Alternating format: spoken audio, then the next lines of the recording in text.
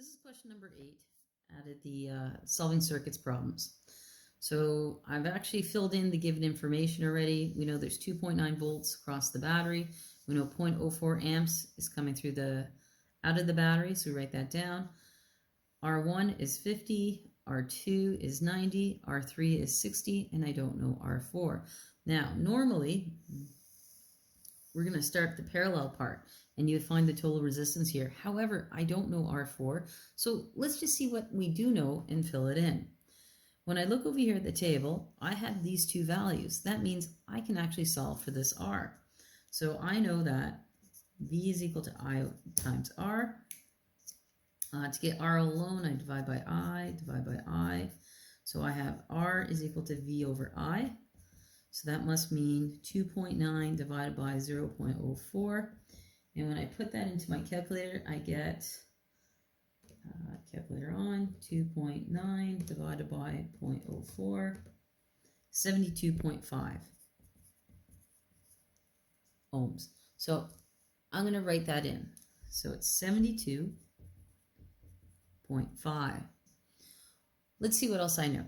Well, 0.04 comes out of the battery. That means 0.04 amps have to go through this first resistor.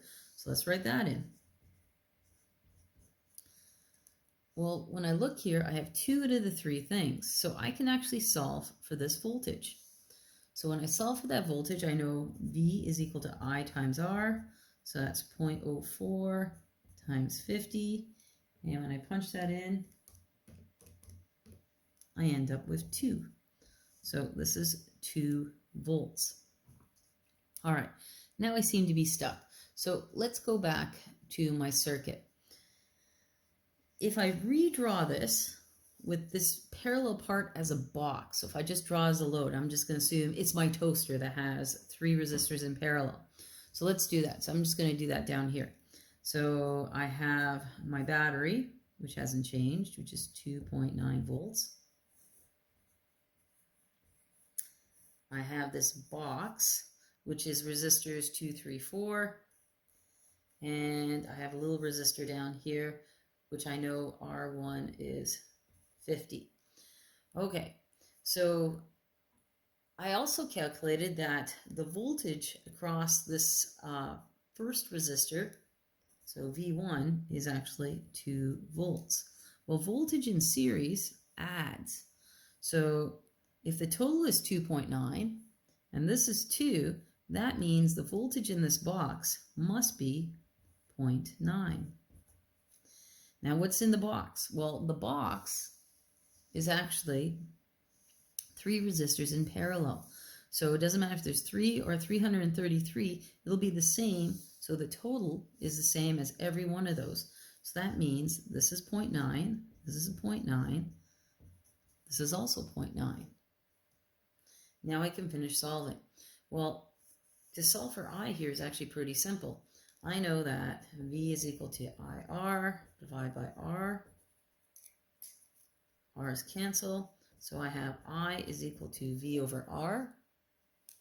Plug it in. 0.9 divided by 90 gives me 0.01. So this is 0.01.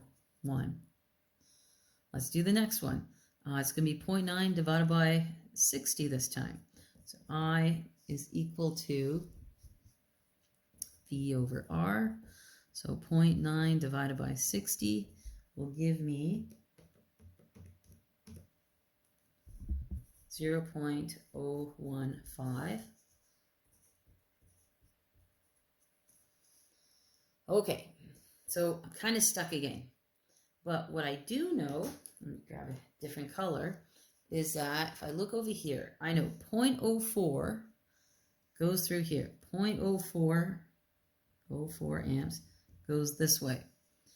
I have 0.01 going up through this one. I'm just going to write it at the top. So 0.01. I know 0.015 goes through the next one.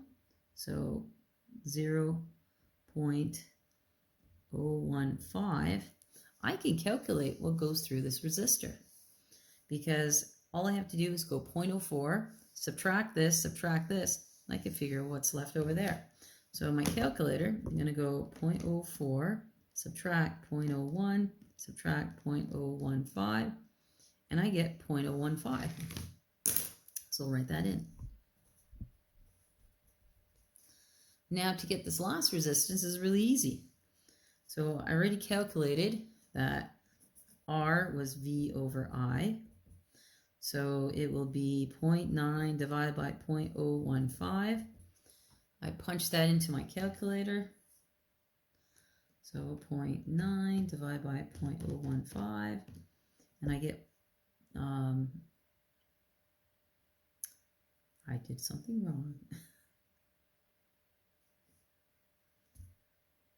So 0.9 divided by 0.015, I get 60. Didn't do anything wrong, just punch numbers in wrong in my calculator. And we're done.